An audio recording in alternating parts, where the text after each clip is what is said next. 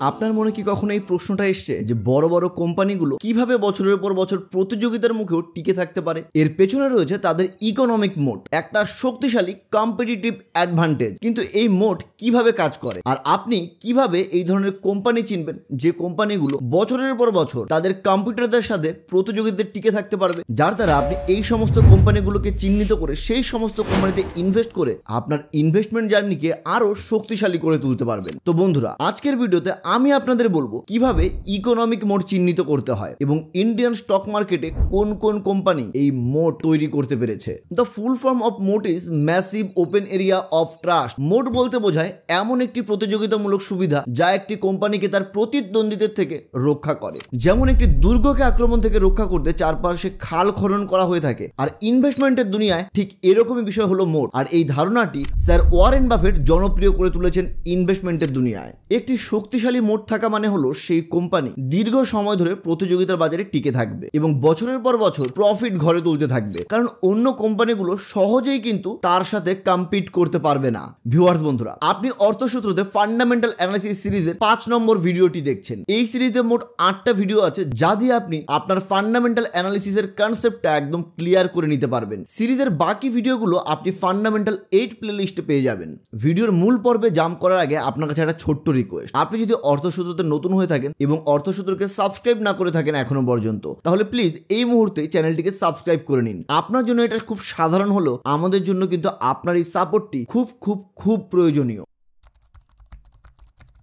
চলুন এবার শুরু করা যাক ভিডিওর মূল পর্ব। তাহলে আজকে আমরা শিখবো ইকোনমিক মোটের বিভিন্ন ধরনের উদাহরণ, আর সেগুলো কিভাবে আপনার ইনভেস্টমেন্ট সিদ্ধান্তে আপনাকে সাহায্য করবে সেই বিষয়ে। প্রথমে বোঝা যাক ব্র্যান্ড মোট বিষয়টিকে। ব্র্যান্ড মোট বলতে বোঝায় এমন একটা ব্র্যান্ডের পাওয়ার যা মানুষকে বারবার সেই কোম্পানির প্রোডাক্ট বা সেই ব্র্যান্ডের প্রোডাক্ট বা সার্ভিস কেনার জন্য আকর্ষিত করতে থাকে চুম্বকের মতো। একটি শক্তিশালী ব্র্যান্ড মানে গ্রাহকদের মনে একটা নিশ্চিন্ত থাকার আশ্বাস, একটা ভরসার জায়গা, একটা বিশ্বাসের জায়গা, যা নতুন প্রতিযোগী বা বাজারের পরিবর্তন সত্ত্বেও তাদের লয়াল কাস্টমারদের ধরে রাখতে সাহায্য করে। একটা ব্র্যান্ডের খ্যাতি আর মান গ্রাহকদের মধ্যে যে বিশ্বাস তৈরি করে সেটাই তার মোট। ধরুন অ্যাপেলের কথা, আপনি যদি কোনো প্রোডাক্ট কিনতে যান, যেমন একটা স্মার্টফোন, প্রথমে মাথায় কি আসে? অ্যাপেল অথবা স্যামসাং, কারণ তারা একটা এক্সপেকটেশন ব্র্যান্ড ইমেজ তৈরি করেছে। আর এটাই হলো একটা ব্র্যান্ড মোট যা নতুন বা ছোট প্রতিযোগীরা সহজে ভাঙতে পারে না। ইন্ডিয়ান কনটেক্সটে ধরুন এসবিআই বা টাটার মতো ব্র্যান্ড। স্টেট ব্যাংক অফ ইন্ডিয়াতে গ্রাহকরা সহজেই চলে আসে, কারণ তারা মনে করে এসবিআই এর সার্ভিস অনেক ভালো এবং এসবিআই অনেক বেশি রিলায়েবল বাকি ব্যাংকগুলোর তুলনায়। এছাড়া টাটার ব্র্যান্ড ভ্যালু ভারতের সবচেয়ে বেশি। তারা শুধু প্রোডাক্ট বিক্রি করে না, তারা আপনার কাছে ট্রাস্ট এবং বিশ্বাসও বিক্রি করে। ব্যাংকিং সেক্টরে হাজারো প্রতিযোগী থাকলেও এসবিআই ব্যাংকের ব্র্যান্ড ভ্যালু এতটাই শক্তিশালী, একজন সাধারণ গ্রাহক তাদের ছেড়ে অন্য ব্যাংকে যাওয়ার কথা চিন্তা করবে না, এসবিআই এর অফিসারদের লাঞ্চ টাইম যতক্ষণই দীর্ঘস্থায়ী হোক না কেন। আর এই মোট তৈরির জন্য গ্রাহকদের সেই কোম্পানির উপর রিলায়েবিলিটি তৈরি হওয়া খুব জরুরি এবং ওয়াইড স্প্রেড নেটওয়ার্ক এই মোট তৈরিতে সাহায্য করছে। জুয়েলারি মার্কেটে তানিষ্কের ব্র্যান্ড মোট খুবই শক্তিশালী। ইন্ডিয়াতে তাদের মতো হাই কোয়ালিটির ট্রাস্টেড জুয়েলারি ব্র্যান্ড খুব কম রয়েছে। এছাড়াও গয়নার বাজারে বহু প্রতিযোগী থাকলেও তানিষ্কের মতো বিলাসবহুল ইয়েট অ্যাফোর্ডেবল পজিশনিং অন্যদের তুলনায় এগিয়ে রাখে তানিষ্ককে।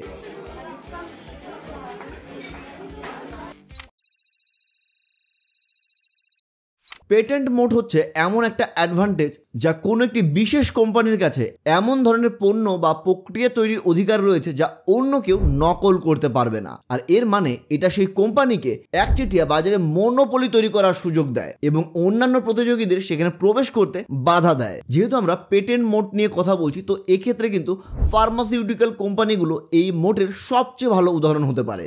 ধরুন ইন্ডিয়ান কোম্পানি সান ফার্মার কথা। সান ফার্মার অলরেডি প্রচুর ওষুধের উপর পেটেন্ট রয়েছে, আর এই পেটেন্টের জন্য অন্য কোনো কোম্পানি একই ধরনের ওষুধ সহজে বানাতে পারবে না। আর এর ফলে শুধুমাত্র সান ফার্মা এক্সক্লুসিভলি সেই ওষুধগুলো তৈরি করতে পারে এবং সেগুলোকে বিক্রি করে বড় মুনাফা ঘরে তুলতে পারে।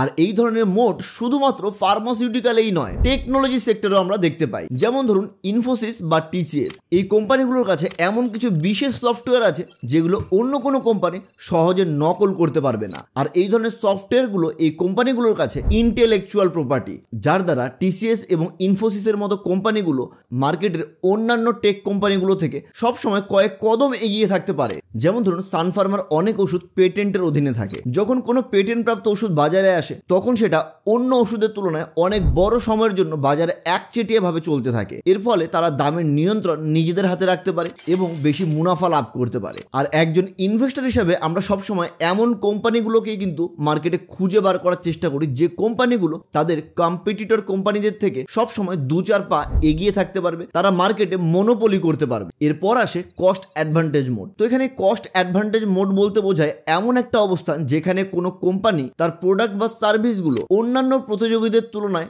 কম খরচে তৈরি করতে পারে। আর এই ধরনের মোড কোম্পানিকে প্রাইসিং পাওয়ার দেয় এবং অন্য কোম্পানিগুলোকে বাজারের প্রতিযোগিতা থেকে আউট করে দিতে, সরিয়ে দিতে সাহায্য করে। কস্ট অ্যাডভান্টেজ তৈরি করার পেছনে অনেক কারণ থাকতে পারে। যেমন ধরুন বড় স্কেলের প্রোডাকশন, উন্নত প্রযুক্তি, কম লেবার কস্ট, অথবা কোনো বিশেষ জিওগ্রাফিক লোকেশন। ধরুন রিলায়েন্স ইন্ডাস্ট্রির কথা, তাদের বিপুল পরিমাণে প্রোডাকশন করার ক্ষমতা এবং বড় বড় প্রযুক্তিগত সুবিধা আছে, যার ফলে তারা তাদের প্রোডাক্টগুলি কম খরচে তৈরি করতে পারে। এর ফলে অন্য প্রতিযোগীরা তাদের সাথে লড়াই করতে পারে না। ইন্ডিয়ান এফএমসিজি কোম্পানি আইটিসির ক্ষেত্রেও একই রকম ভাবে আমরা কস্ট অ্যাডভান্টেজ দেখতে পাই। আইটিসি তাদের diversify business model, vertical integration এবং এক্সটেন্সিভ ডিস্ট্রিবিউশন নেটওয়ার্কের মাধ্যমে কম খরচে প্রোডাক্ট তৈরি করতে পারে। এটার জন্য তারা প্রোডাক্টগুলির দাম তুলনামূলকভাবে কম রাখতে পারে, যা অন্যান্য প্রতিযোগীদের আইটিসির প্রোডাক্টকে টেক্কা দেওয়াটা অনেকটাই কঠিন করে তোলে। রিলায়েন্স ইন্ডাস্ট্রিজ তাদের পেট্রোকেমিক্যাল এবং টেলিকম সেক্টরে বিশাল প্রোডাকশন ক্যাপাসিটি তৈরি করেছে। রিলায়েন্সের মেগা স্কেল প্রোডাকশন প্ল্যানগুলো তাদের